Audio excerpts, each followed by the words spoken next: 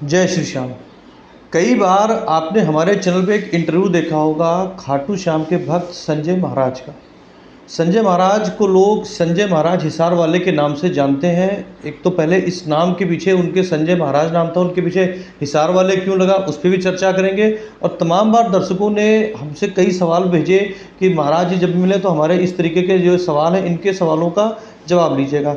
मगर उन सवालों पे जाएं उसके पहले मैं बता दूं, कल से एक फ़ोटो महाराज जी की वायरल हो रही है सोशल मीडिया पर।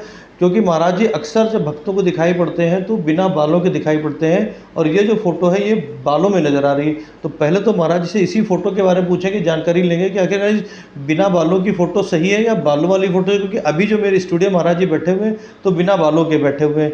बालों वाली फ़ोटो और बिना वाली फ़ोटो में आखिरकार फ़र्क क्या है और ये फ़ोटो आई कहाँ से? क्योंकि काफ़ी टाइम से हम भी इंटरव्यू करते तो बिना बालों के ही होते हैं। तो ये फ़ोटो का राज क्या है? महाराज जी एक फ़ोटो आपकी वायरल हो रही है सोशल मीडिया के ऊपर, जिसमें आपके बाल नज़र आ रहे हैं और आप खाटू श्याम जी के जो महंत हैं प्रताप सिंह जी उनके साथ खड़े हुए नज़र आ रहे हैं। जब भी आप मिलते हैं मेरे को बिना फ़ोटो बिना बालों के मिलते हैं, चक्कर क्या है ये? सभी तो पहले मैं यही दर्शकों को ये बोलना चाहूँगा कि मेरी तरफ से सभी को जय श्री श्याम, जय श्री बालाजी महाराज।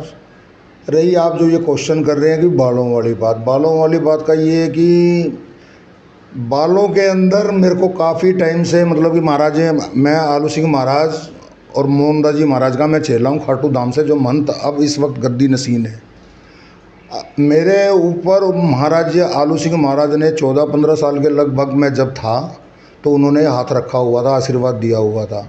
उनको भी गुरु मानता हूँ। और हम श्याम बहादुर जी थे, वो भी मतलब जो आलू सिंह जी महाराज जी के गुरु थे, वो हमारे पिताजी के गुरु थे। और उसके बाद मैंने नाम लिया था श्री मोहनदास जी महाराज से। मोहनदास जी महाराज ने भी कई बार मेरे को जिक्र किया कि भाई संजय ये ऊपर से ये बाल हटाओ यार आप लोग। नाम लेने के बाद कई बार जिक्र किया उन्होंने, लेकिन मैंने मतलब इस चीज़ को इग्नोर किया कि मैं नहीं चाहता था कि मतलब पब्लिक के सामने मैं कहीं ओपन आऊँ।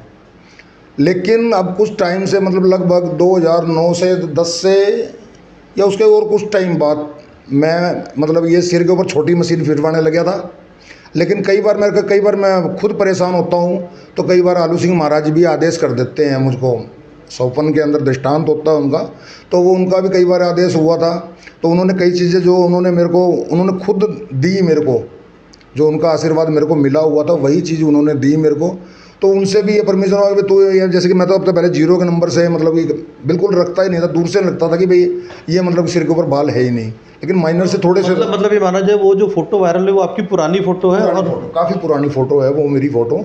और वो भी मैं उस दिन लखदातार के अंदर गया हुआ था, तो वहाँ प्रताप सिंह जी मतलब मिल गए। वो भी बल्कि वो बोले यार काफ़ी पुराने भक्तों के, जब तो यहाँ खाटू धाम के अंदर चेहरे मिलते ही नहीं, क्योंकि वहाँ नए नए चेहरे मिल रहे हैं। श्याम प्रेमी जो पुराने हैं लगभग वो तो कुछ तो शरीर मतलब छोड़ चुके हैं, और उसके अंदर कुछ जो हैं वो भीड़ करके मतलब कि जाके मतलब कि दिल नहीं करता कि उसको भीड़ के अंदर हम जाएं बाबा के। क्योंकि जो बंदा मंदिर के अंदर घंटा घंटा 1.5 घंटा जो खड़ा रहता हो बाबा के आगे, तो और वो उसको मतलब 1 सेकंड के दर्शन मिले तो उसके लिए उसको पर्याप्त नहीं होता उसके लिए।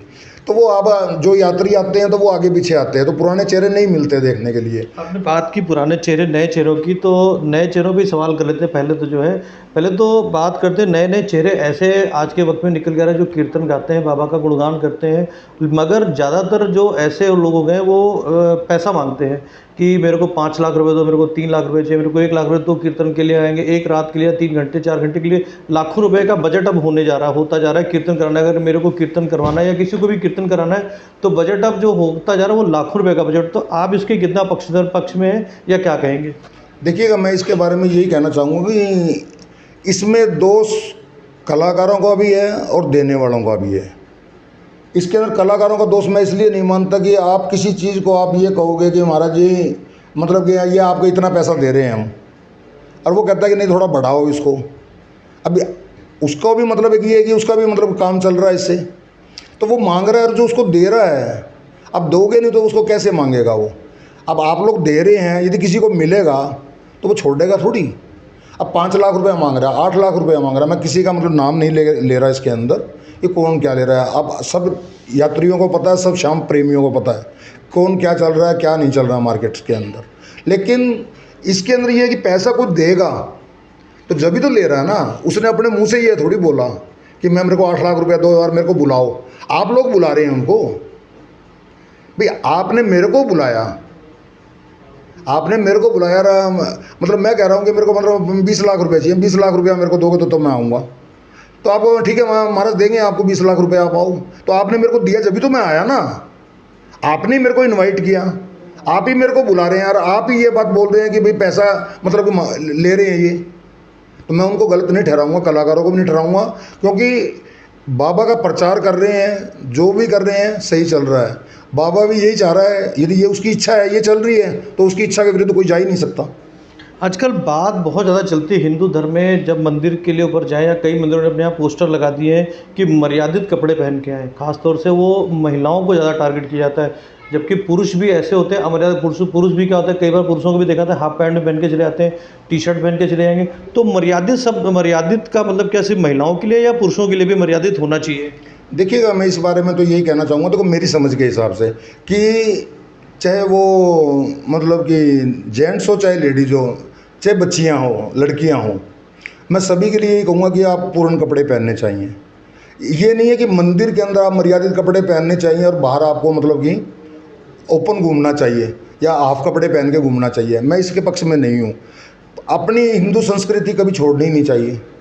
लेकिन इसके अंदर क्या है कि लोगों ने अब अपनी फैसिलिटी के लिए अब हम दिखा रहे हैं, अब ये कह रहे हैं कि रोज़ मतलब कि गलत काम हो रहा है मार्केट के अंदर, बहन बेटियों को छेड़ा जा रहा है, ऐसा कर रहे हैं, बस के अंदर ऐसे वारदात तो रोज़ पढ़ रहे हैं, देख रहे हैं, सुन रहे हैं।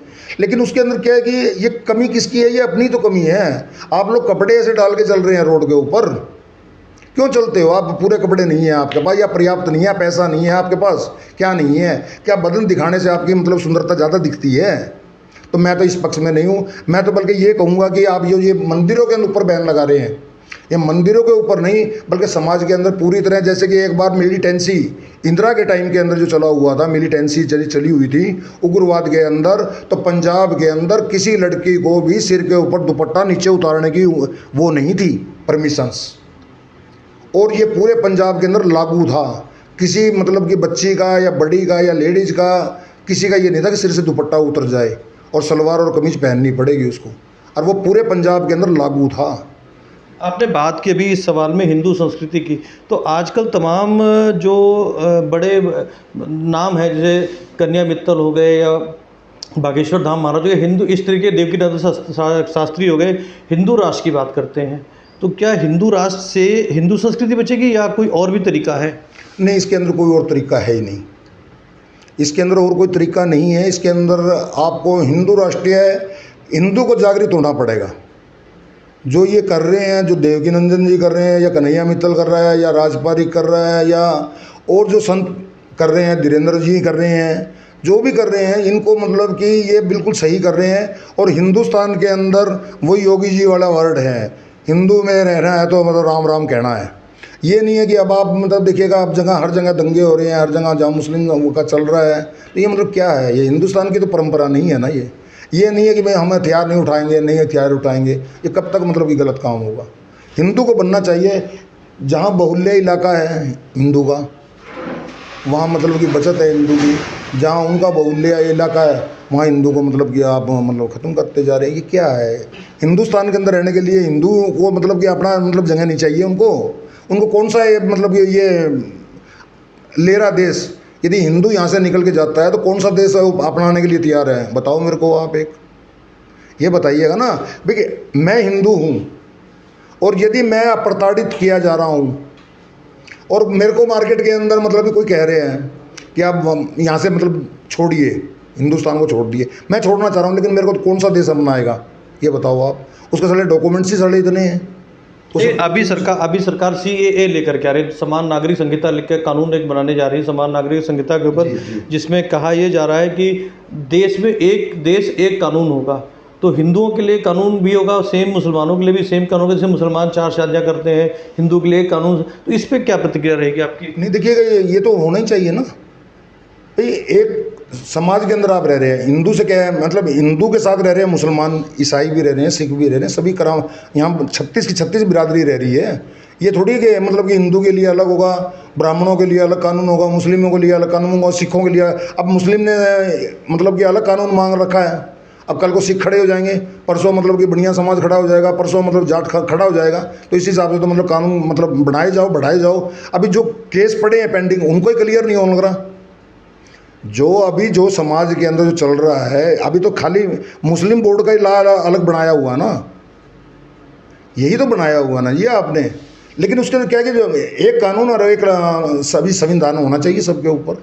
मैं इसी पक्ष में हूँ। देखो मेरी ये इच्छा ये है कि हिंदू राष्ट्रीय रहना चाहिए। ये सारी बातें जब चुनाव आता है तभी जागृत होती है। उसके पहले सरकारें जब शांत, जब चुनाव आने वाले, लोकसभा के चुनाव आने वाले हैं, उसी टाइम इन सब चीज़ों की बात होती है कि हिंदू होगी, हिंदू ये करेंगे, मुसलमानों के लिए ये करेंगे। चुनाव के पहले मतलब कुछ आप प्रतिक्रिया अगर करना चाहें इसके ऊपर तो। देखिएगा भैया, मेरी इसके अंदर अब हो गई 57 की एज और 66 का मेरा लगभग मतलब कि बर्थ है।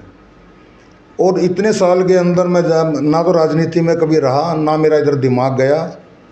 मैं तो बाबा श्याम की तरफ, आलू सिंह महाराज की और मोहनदास जी महाराज की, खाटू धाम महंत जो गद्दी नसीन है, उनके प्रेरणा स्रोत से ही चल रहा हूँ। और जैसा वो चला रहे हैं। जैसा हिंदू, अब मेरे से बड़े तो बहुत ज्ञानी पुरुष बैठे हैं, बहुत ज्ञानी पुरुष बैठे हुए हैं, उसके अंदर मैं क्या प्रतिक्रिया दूंगा। फिर अब जैसा चल रहा है उसके अंदर हम तो कुछ नहीं कर सकेंगे ना। तो ये थे संजय जी महाराज, जो आप दर्शकों के सवाल थे वो हमने जवाब लिए हैं। उम्मीद है कि आपको ये सवालों के जवाब आपके मिल गए होंगे। फिर भी अगर आपके मन में कोई सवाल है तो दोबारा से हमें लिख के भेजिएगा। धन्यवाद।